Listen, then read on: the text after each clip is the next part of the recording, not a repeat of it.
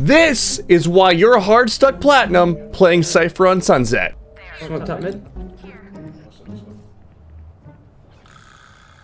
Yeah, you're cooking, bro. You're cooking.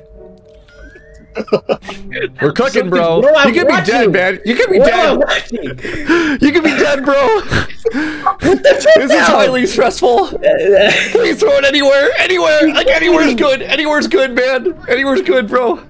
Bro. You know the round started, right? How are we not dead? 30 seconds. Bucky in a dream, baby.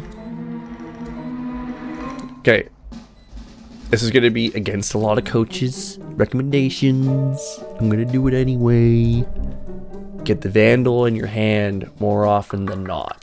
If it means you not buying all your utility and you going half armor and Vandal on this round, I'd rather that, because you sitting here with a Bucky here is basically watching a Disney Miracle on Ice. And now you're basically hoping to God these guys make the stupidest mistakes possible. Now it's platinum, it might happen, but it's unlikely, okay? Nope, there it is. This rank. This rank. Behind you. Bro. Bro! What is going on? Winnable. No way! No. Are we gonna see Disney on Ice? No way! I was playing Ring Around the Rosie with CYPHER, bro. Tap the bomb! Tap the bomb! Get in there, tap it! Just push him. No time now. Oh my god. They almost threw that, man! Bro, 8 and 23 is I literally rage wild. quit. I'm crying! What am I watching? Tens talks about this all the time. He hates this area of the map because it's an absolute show crossfire and requires numbers, so both numbers and utility. The problem is that because of this crossfire setup, we need to deal with it in some way, shape, or form. If you place your camera right here, you eliminate the threat of this angle, because if there's anyone that's over here, you reveal them. If there's nobody there, then immediately your team is going to only look this direction when they come to crosshair place. So if there's someone on this side right over here, they're immediately waxed. Everyone's looking that direction because it's the only threat available to them. Place it back here, you can only see the top platform. You get information on that, sure, and you also get information on the flank control, but you don't get that initial fight control.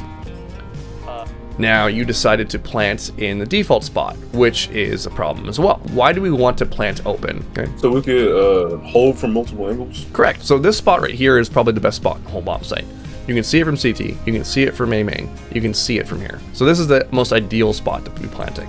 If this is a threat, makes it really hard for you to plant the spot. What can you do to be able to guarantee that that plant goes down that spot? Put my cage right there. You got it. You can throw a cage right here if you want, right? Or you can throw it on top of yourself and go for the plant. And this right here is a big impactful plant because this secures the round win later on. If you were to plant here or here, you make it a little bit harder for your team to win. What's your cage for? Isolation? Yeah, isolation and control, right? So you can throw these on threat angles if you're going to be like kind of going in like a duelist, because again, if you're playing in platinum, people who are playing duelist don't play duelist properly. Sometimes you have to enter. So is that like using a smoke? Yeah, exactly. You're literally using it as a smoke sometimes, right? So like this, you literally are you're peeking out here like, oh man, you know, I really want to take this fight on this market guy. And you're solo and no one's doing anything. And sometimes you have to, you know, take things into your own hands. You have to play the game for yourself. You toss this cage out here, pop it, swing this guy. Win that fight, back out. Boom, we have a pick. You're a support controller as you are a support initiator. How are you a support initiator? Your camera. Camera could be used as a dart, which a lot of people don't think about. You throw the camera in aggressively like this. If they break it from a certain direction, you see those tracers, you know where they're playing from. That's a way of doing it. If you throw your camera in there and no one breaks it, you now have full control of this whole area. That's the same element of you throwing a smoke, because now you have control of this space. You've limited where they can play. Yeah, so toss it out. Wait, why do I have the bomb? We have control of the whole front of the site right now, so they can only be back site. So this is where the impact comes in. Yeah. Right? Here's the problem I have. They're on eco right now, and we have no trips on our flank. So if they're on eco, one of the strategies that an eco team will do to try to win and establish that bare ass minimum is aggressive plays. They're gonna push down mid. They're gonna full send. So now 26 seconds have been busted on this round. I'm sitting there going like, we have nothing for flank watch right now. What if they full sent on us? But see how your fade now has to look back here and can't do anything forward? Because that's actually your job in the situation. With that wire. Hey, y'all just wait, y'all just wait. Oh, look, they're flanking! Oh, man. It's almost like I read the script on this whole game. Wow. Your job as a sentinel is to try to gain map control elsewhere, and you're going to be lurking other places. So maybe you lurk to control this space while they're fighting for here. Now what ends up happening is if it doesn't go well on this side, they can now double back to you because you've now gained this space. You can go with your team like you're doing. There's nothing wrong with it, but every once in a while, if things are just not going well with the forward momentum, you have to take things and matters into your own hands and try to do things like I talked about where you're maybe engaging a little bit more on this side and fighting there, and you're trying to antagonize. There's two types of lurks, the antagonist and the timing lurker. The timing lurker is the one that will be incredibly silent, wait to hear the rotation out, and then catch the timing to try to get them and backstab them. And this is all based on what happens over on A site, because if 4 people get revealed over here, immediately that's going to garner a response from players in this side to start rotating. That's when you catch your timing. Now that's one way of lurking. The other one is antagonist. The antagonist's job is to keep everyone on B, or try to keep as many on B as you possibly can. So if I'm going over here and I'm trying to be an antagonist, I'm being an absolute asshole, peeking in and out, shooting shots, throwing cages in, throwing my camera in, and trying to pull attention towards B so that my team over here on A has less to worry about. So you place all this utility and then you put yourself right here. Here's the problem that I have. Let's say that they're gonna run through here and, you know, they break your trip, all that good stuff. Look at where your team is. Team is all over here, okay? You have one person, but you are the anchor. And the role of the anchor is to stay alive as long as possible. If you die here, they get a free bomb plant. So you're putting yourself in a one and done angle, hoping that no one will notice a trip and that you can get a free kill. If you get that kill, then someone else is swinging you and killing you. That's not a good trade for you. I'd rather you play this way back here to stay alive. So we're all wasting time right now. So if your intention is to win right now, you're not going to do it.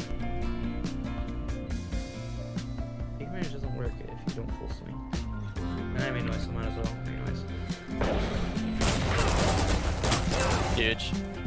Well, we have a chance. There you go. But we're running out of time still. You gotta move. Go. You gotta move. You gotta move.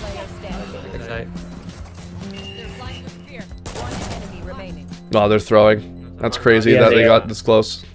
The fact that they are running at you right now is all mistakes, right? Because they don't need to do anything until you tap that bomb. So we're relying on them to make mistakes by you going so slow. So you have to move your ass there and fight them. Because we don't want to play to them potentially making a mistake. We want to play to them playing properly.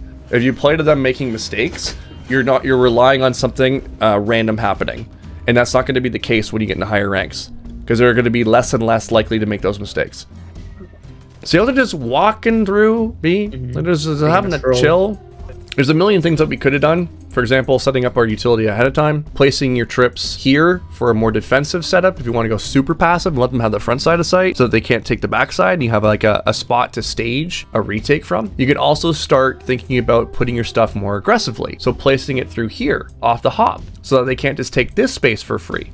And you get early info if they're going to be coming towards B. You know, throwing an aggressive cam into B main to see if you have that space. And here's the thing, you throw an aggressive cam into B main, this now opens up your options for play. Let me give you an example. You throw this camera right through here. You see everything into this spot. And for the first 10 seconds, nothing's seen. But then you hear that there's some action towards A main. In Platinum, it's 5-man, go this way, 5-man, go this way. That's the strategy, more often than not. If you see nothing here, and you have this aggressive cam, start flanking. They're not gonna expect you on the flank. And here's the thing, if you're not throwing trips for flank, what's the likelihood that Big Suck over here is throwing the trips for flank? Probably not very high, especially with how he's playing so aggressively in this situation. Guy's playing a duelist as CYPHER. I want you to really take this into perspective. Look how long it takes for us to get into a position to be able to start defusing the bomb. So spike plants now. Every time it beeps, it's a second. So in reality, you only have 38 seconds to really haul ass and start defusing. So let's see how long it takes for you to actually get to A site. 1, 2, 3, 4, 11, Do they nerf Neon? 12, 13, 14, They 15, had to. 16, 20. You have 18 seconds to kill 3 people and get on the Yeah. bomb. See how you're just shooting yourself in the foot? Not giving yourself any chance to win here. Yeah. 24, 25, 26, 27, 28, 29, Defuse that 30, 31, 32, 33, 34, right? Yep. You're just not giving yourself any chance here.